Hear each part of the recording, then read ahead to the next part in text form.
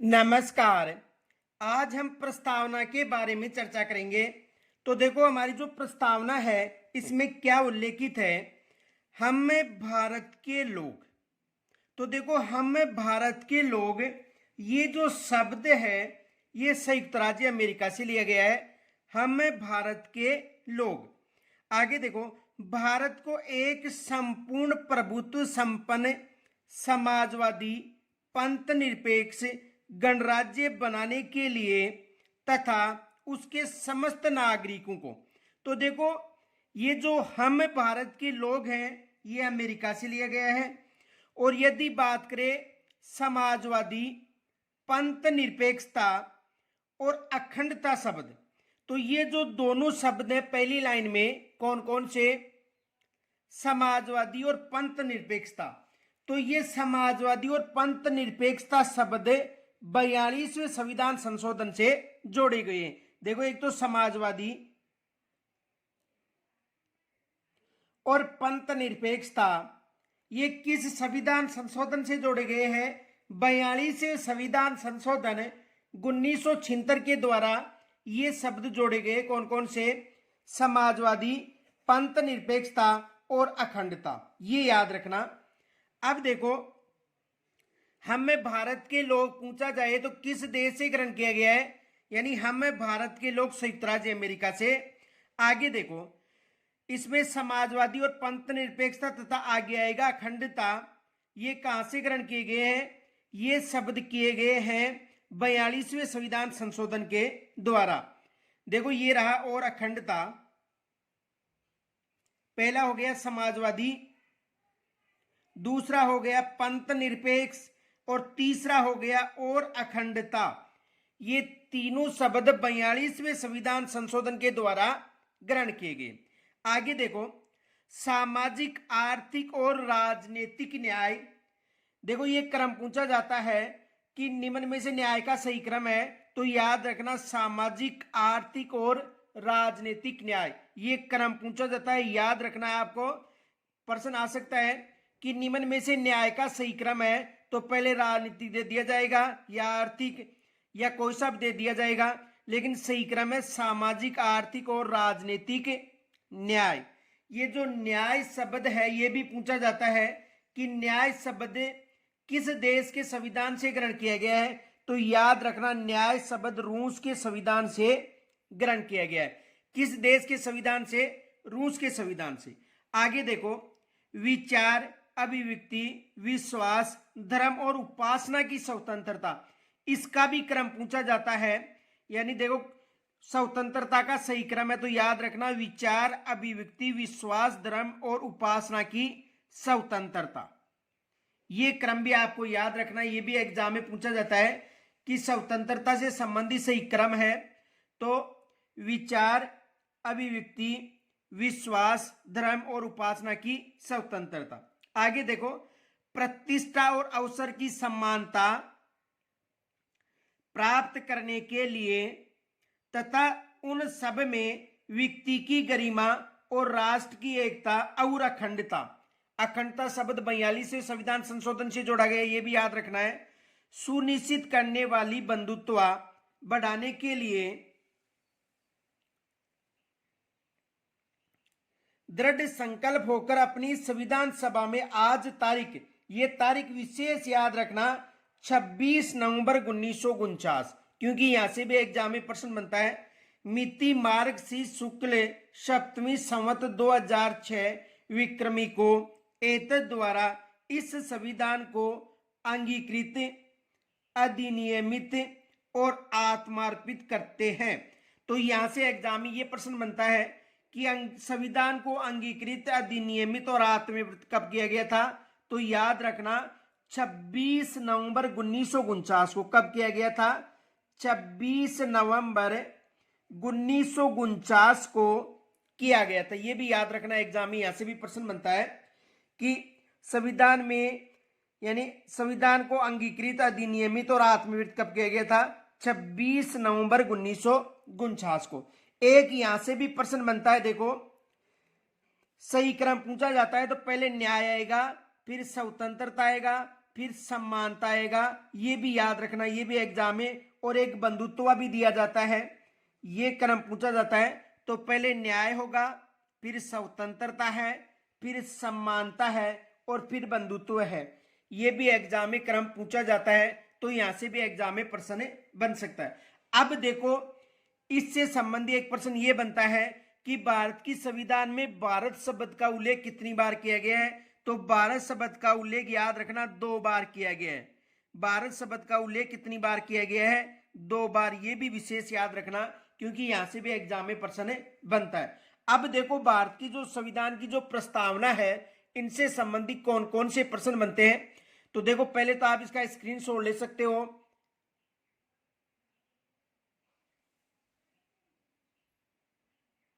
आप स्क्रीनशॉट ले सकते हो इसका।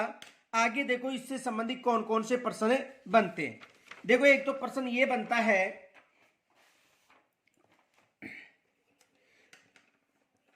पहला प्रश्न तो ये बनता है कि भारत में प्रस्तावना का सर्वप्रथम प्रावधान 1919 के भारत शासन अधिनियम में किया गया था। एक तो ये प्रश्न बनता है, भारत में प्रस्तावना का, भारत में प्रस्तावना या उद्देशिका भी आ सकता है, एक ही बात है। प्रस्तावना या उद्देशिका एक ही बात है, कोई सा भी आ सकता है। प्रस्तावना भी मिल सकता है आपको, या उद्देशिका। तो भारत में प्रस्तावना का सर्वप्रथम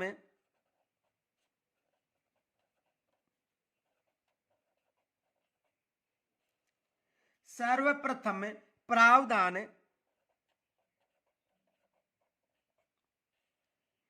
1919 के भारत शासन अधिनियम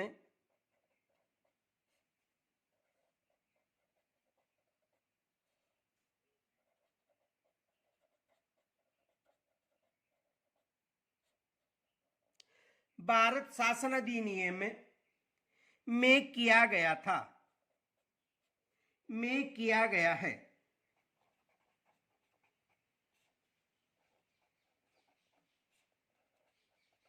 एक तो ये याद रखना, एग्जाम में यहां से प्रश्न बन सकता है कि भारत के किस शासन अधिनियम में प्रस्तावना का सर्वप्रथम प्रावधान किया गया था?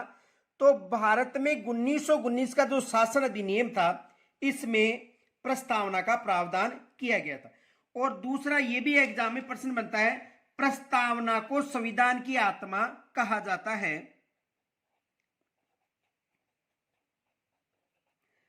प्रस्तावना को संविधान की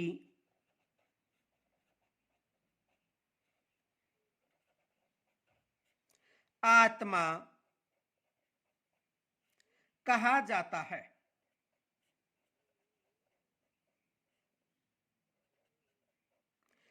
यानी जो प्रस्तावना है, इसे संविधान की आत्मा कहा जाता है। एग्जाम में यहां से भी प्रश्न बनता है, ये भी याद रखना कि संविधान की आत्मा किसे कहा जाता है? प्रस्तावना को कहा जाता है। देखो, एक प्रश्न ये भी बनता है, संविधान की प्रस्तावना का जो आधार था, ये पंडित जवाहरलाल नेहरू थे, उन्होंने 13 दिसंबर 1946 को संविधान सभा में प्रस्तुत किया था, और इसे उद्देशिका प्रस्ताव के नाम से भी जाना जाता है, ये भी याद रखना। तो संविधान सभा यानी संविधान की प्रस्तावना का आधार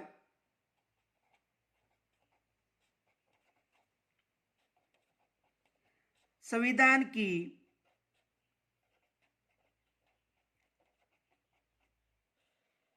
प्रस्तावना का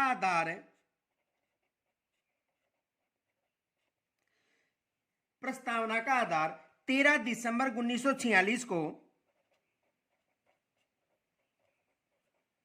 ये याद रखना, 13 दिसंबर 1946 को संविधान सभा में प्रस्तुत किया गया था।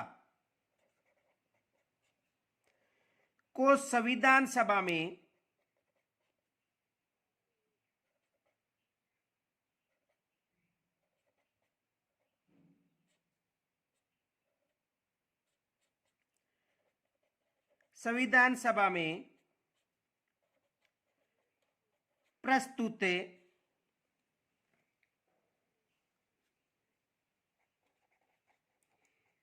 किया गया था। यानी कब किया गया था? 13 दिसंबर 1946 को इसे संविधान सभा में प्रस्तुत किया गया था, जिसे आपको देखो कमेंट्स के द्वारा मुझे ये बताना है कि संविधान सभा में इसे कब पारित किया गया था। ये आपको मुझे कमेंट्स के द्वारा बताना है कि संविधान सभा यानी संविधान की प्रस्तावना का आधार यानी 13 दिसंबर 1946 को संविधान सभा में प्रस्तुत किया गया था। कब किया गया था? यानी इसे 13 दिसंबर 1946 को संविधान जो सभा थी उसमें प्रस्तुत किया गया था, लेकिन संविधान सभा के द्वारा इसे कब पारित किया गया था ये मुझे कमेंट्स के द्वारा बताना है, या आपको कल इसका उत्तर मिल जाएगा। यदि आपको नहीं मिलता है तो कल दे दिया जाएगा, लेकिन आपको ये खोज के बताना है कि संविधान सभा के द्वारा इसे कब पारित किया गया था, ये आपको कमेंट्स के द्वारा बताना है। आगे देखो, यानी 42वें संविधान संशोधन के द्वारा इसमें 3 शब्द जोड़े गए थे, ये भी याद रखना। 42वें संविधान संशोधन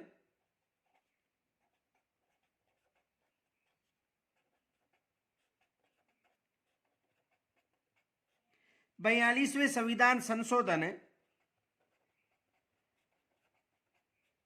कब पारित हुआ था? 1976 की बात है। 42वें संविधान संशोधन 1976 के द्वारा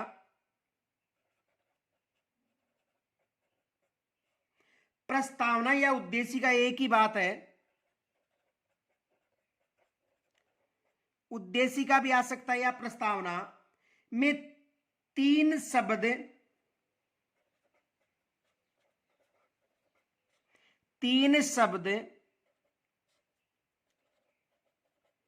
इस क्रम में, क्रम भी याद रखना, जोड़े गए।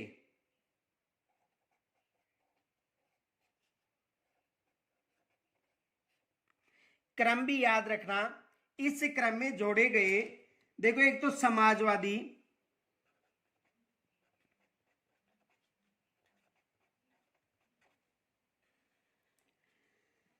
पंथ निरपेक्ष,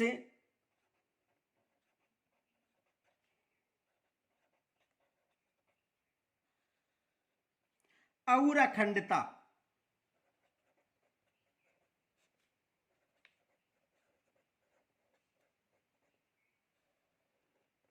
ये दोनों प्रथम पैरे में है और ये छठवां पैरे में है। तो समाजवादी, पंथ निरपेक्षता और अखंडता शब्द जोड़े गए थे, ये याद रखना किस संविधान संशोधन के द्वारा? 42वें संविधान संशोधन 1976 में। तो अब आपको समझ में आ गया होगा कि प्रस्तावना में एक बार ही संविधान संशोधन हुआ है, ये याद रखना। प्रस्तावना में कितनी बार संशोधन हुआ है? तो प्रस्तावना में संविधान संशोधन एक बार ही हुआ है, ये भी याद रखना। प्रश्न बन सकता है कि प्रस्तावना में संविधान संशोधन कितनी बार हो चुका है? तो एक बार ही हुआ है। कब हुआ था? 1976 में 42वें संविधान संशोधन के द्वारा।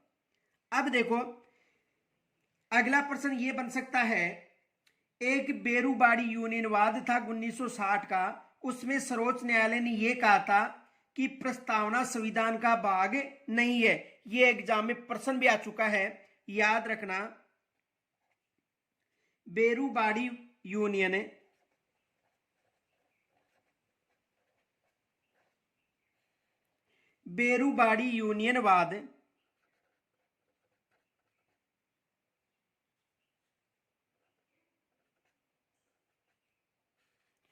यूनियनवाद कब की बात है? 1960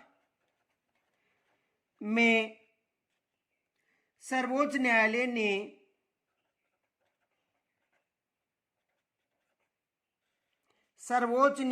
ने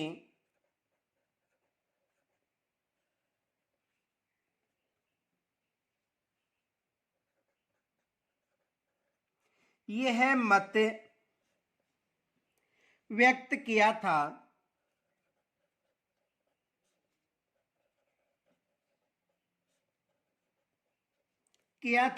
कि प्रस्तावना संविधान का भाग नहीं है,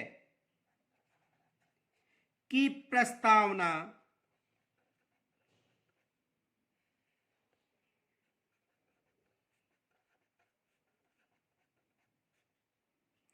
प्रस्तावना संविधान का भाग नहीं है। यह भी आ सकता है किस वाद के कारण, यानी बेरुबाड़ी यूनियनवाद ने कहा था कि प्रस्तावना संविधान का भाग नहीं है। इसके बाद देखो 1973 में जो केशवानंद भारती बनाम केरल राज्यवाद था, उसमें कहा गया था कि उद्देशिका संविधान का भाग है तथा अनुच्छेद 368 के तहत उद्देशिका में भी संशोधन किया जा सकता है, लेकिन संविधान के मूल ढांचे में इसका कोई प्रभाव न पड़े। ये एग्जाम में, रीट एग्जाम में प्रश्न पूछा गया था। देखो प्रश्न क्या पूछा गया था, केशवानंद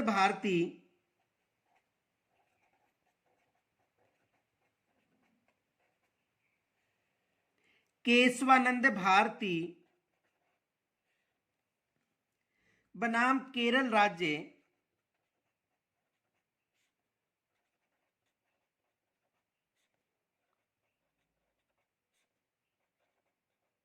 उन्नीस सौ तिहत्तर वाद में न्यायालय ने यह निर्देश दिया, न्यायालय ने यह निर्देश दिया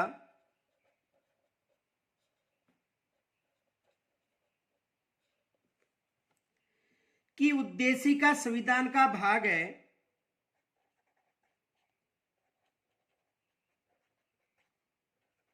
उद्देशिका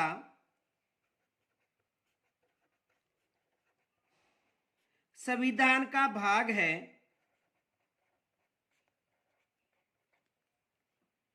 तथा अनुच्छेद 368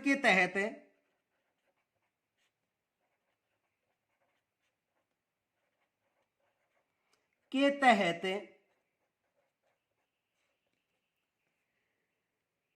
उद्देशिका में भी संशोधन किया जा सकता है,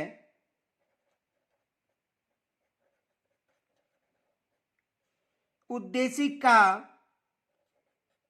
में भी संशोधन किया जा सकता है,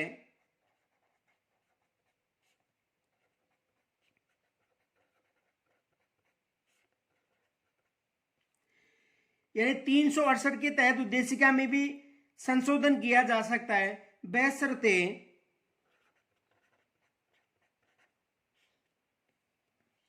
संविधान के मूल ढांचे पर इसका प्रभाव न पड़े। संविधान के मूल ढांचे पर इसका प्रभाव न पड़े, ये याद रखना। जो पात्रता एग्जाम थी उसमें यहां से प्रश्न पूछा गया था रीट पात्रता में, तो यहां से एग्जाम में प्रश्न बन सकता है। ये प्रथम श्रेणी एग्जाम में भी प्रश्न पूछा जा चुका है। अब देखो इसमें जो हम भारत के जो लोग हैं, ये संयुक्त राज्य अमेरिका से ग्रहण किया गया है। देखो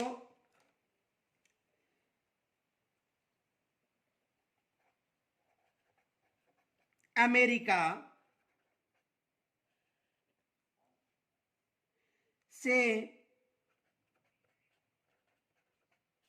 हम भारत के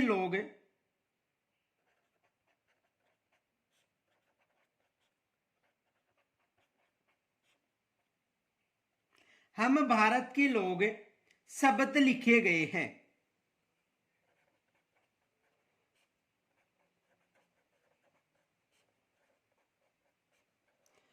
तो हम भारत के जो लोग हैं, ये शब्द संयुक्त राज्य अमेरिका से लिए गए, ये याद रखना। हम भारत के लोग ये किस देश से लिए गए हैं? संयुक्त राज्य अमेरिका से भारत के संविधान में लिए गए हैं। यहां से भी एग्जाम में प्रश्न बन सकता है। दूसरा देखो, फ्रांस से स्वतंत्रता, समानता व भ्रातृत्व की भाव लिखे गए हैं।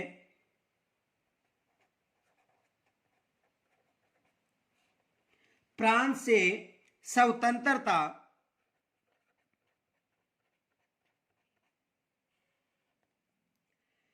समानता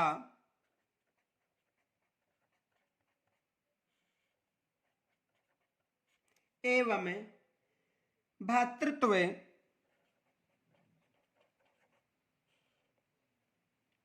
याद रखना, ये भी एग्जाम में प्रश्न पूछा जाता है, के भाव लिए गए हैं।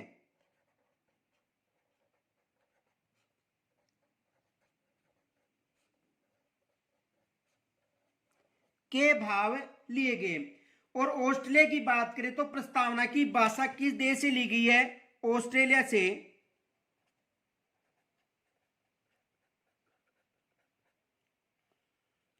प्रस्तावना की भाषा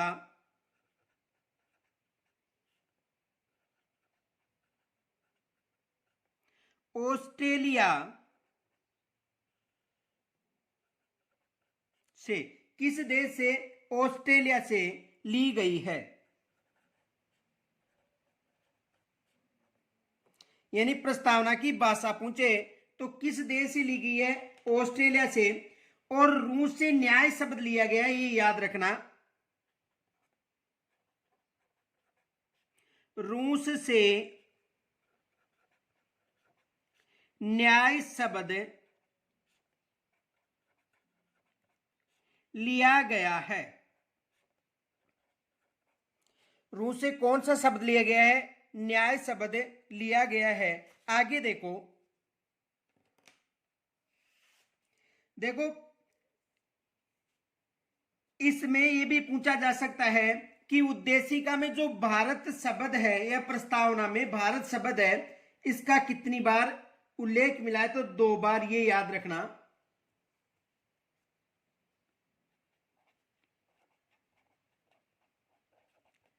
प्रस्तावना में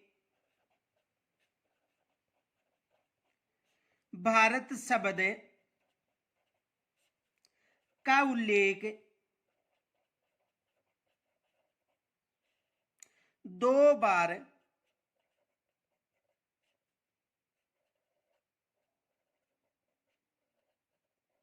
हुआ है। यानी प्रस्तावना में जो भारत शब्द है, इसका उल्लेख कितनी बार हुआ है? 2 बार। ये भी एग्जाम में प्रश्न बन सकता है कि भारत शब्द का उल्लेख प्रस्तावना में कितनी बार हुआ है? 2 बार। दूसरा प्रश्न ये बन सकता है कि प्रस्तावना में अब तक कितनी बार संशोधन हो चुका है? तो देखो 1 बार हो चुका है।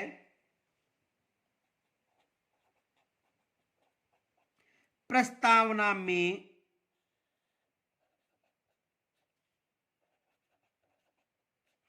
अब तक 1 बार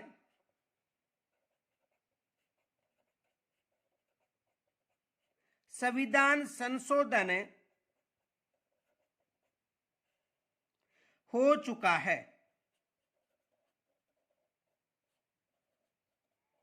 आपको कमेंट्स के द्वारा मुझे यह भी बताना है कि कब हुआ था प्रस्तावना में 1 बार संशोधन, यह आपको मुझे कमेंट्स के द्वारा बताना है। दूसरा देखो, इसका एक क्रम पूछा जाता है, तो क्रम याद रखना।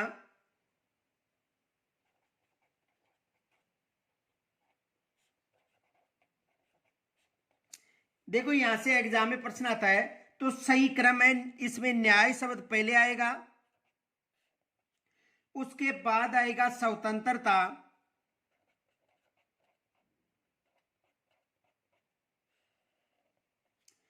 उसके बाद आएगा समता,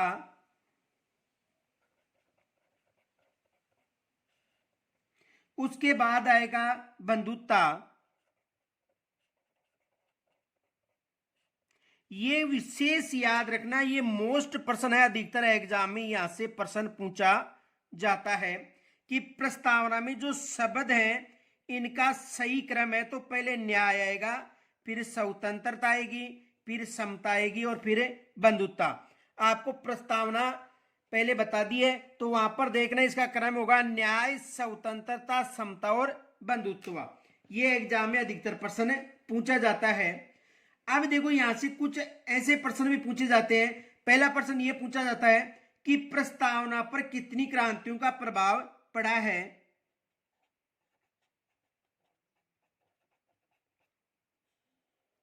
प्रस्तावना पर तीन क्रांतियों का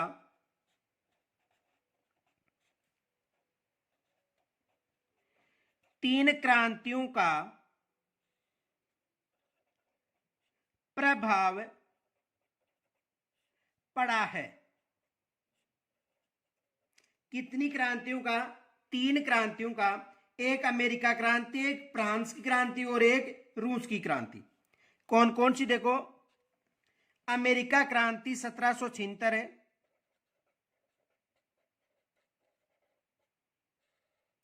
अमेरिका क्रांति 1776 है, फ्रांस क्रांति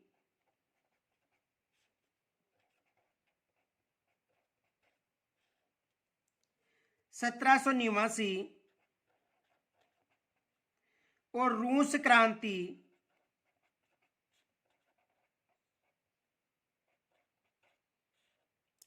1917। तो याद रखना, तीन क्रांतियों का प्रभाव पड़ा है प्रस्तावना पर।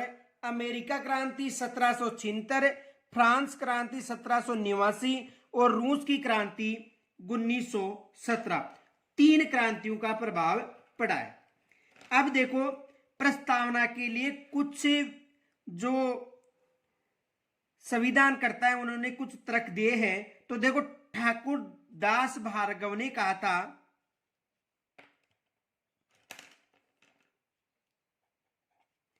ठाकुरदास भार्गव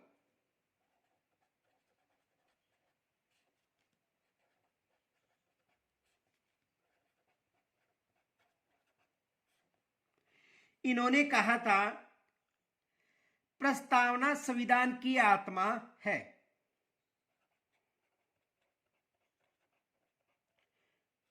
प्रस्तावना संविधान की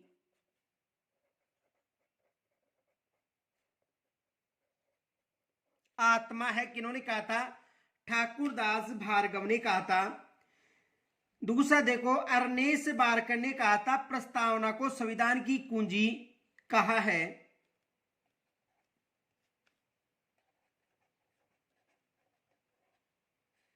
अर्नेस्ट बारकर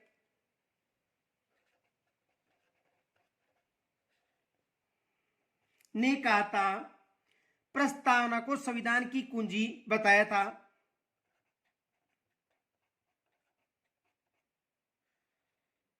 प्रस्तावना को संविधान की कुंजी कहा।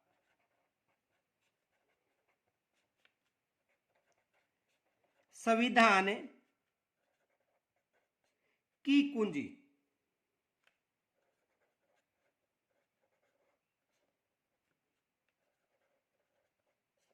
किन्होंने कहा था? तो अर्नेस्ट बारकर ने कहा था कि प्रस्तावना संविधान की कुंजी है। तो यहां से भी एग्जाम में प्रश्न बनता है।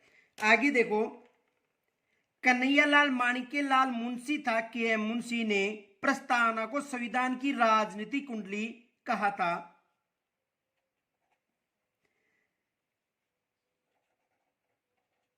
कन्हैया लाल माणिक्यलाल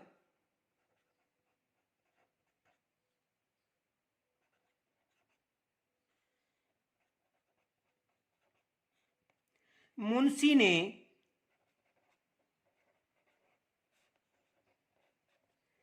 प्रस्तावना को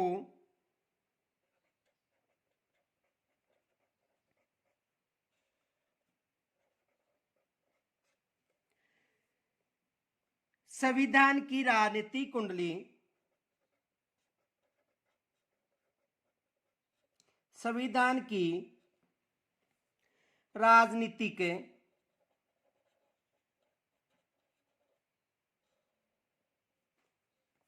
कुंडली कहा है।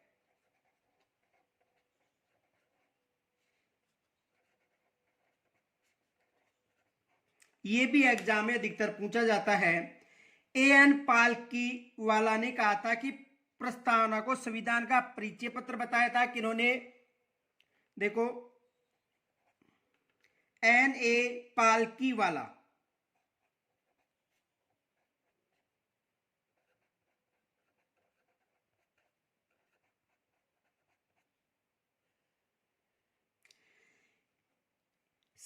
प्रस्तावना को संविधान का परिचय पत्र कहा था। ने प्रस्तावना को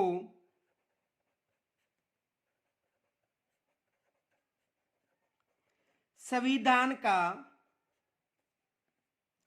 परिचय पत्र कहा है।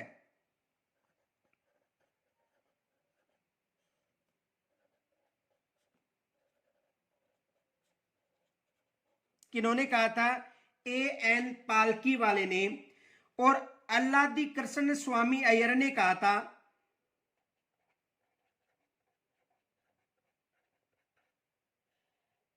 अल्लादी कृष्णा स्वामी अय्यर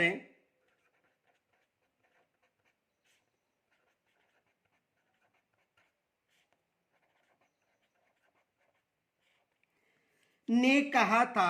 किन्होंने कहा था? याद रखना, अल्लादी कृष्ण स्वामी अय्यर, ये याद रखना, ने कहा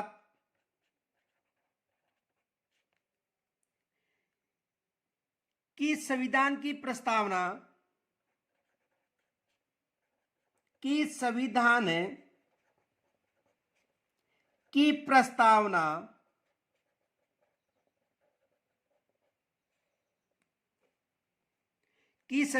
की जो प्रस्तावना हमारे दीर्घकालिक सपनों का आधार है। दीर्घकालिक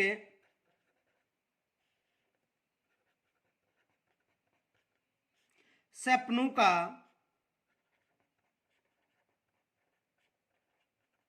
आधार है। इनके अलावा देखो, जो डॉक्टर सुभाष कश्यप हैं, उन्होंने कहा था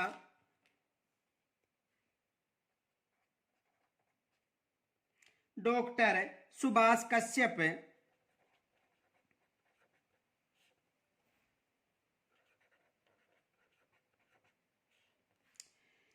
के अनुसार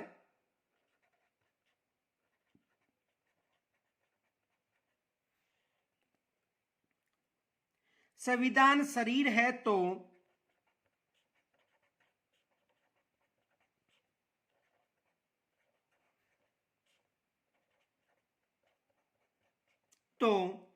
प्रस्तावना आत्मा है।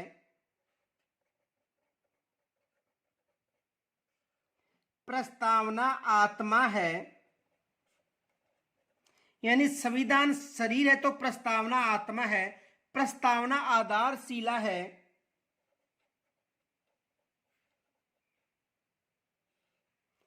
प्रस्तावना आधारशिला है।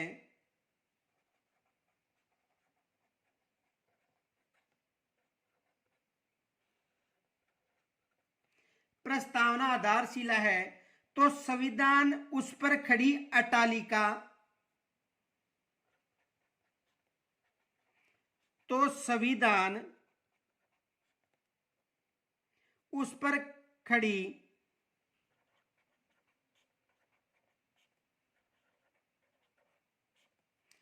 अट्टालिका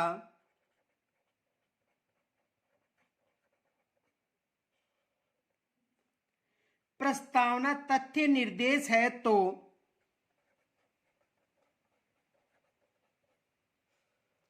प्रस्तावना तथ्य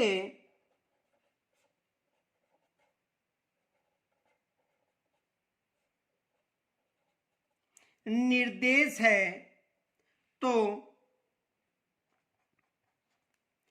संविधान के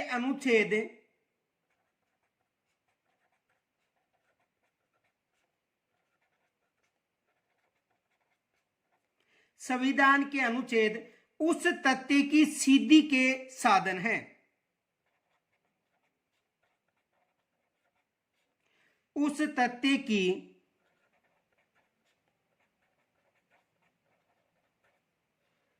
सिद्धि के साधन हैं।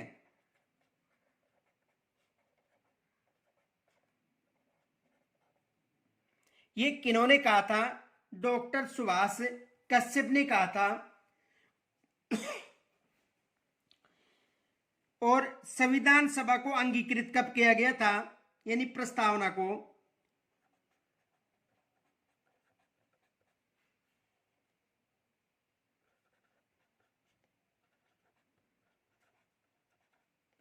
प्रस्तावना को अंगीकृत कब किया गया था, ये याद रखना। 26 नवंबर 1949 को।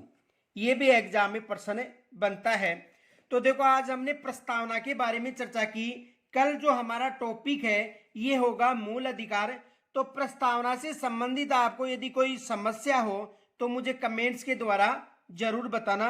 और यदि आपको ये समझ में आ गया तो आपसे निवेदन है कि लाइक जरूर करना और हमें फीडबैक जरूर देना।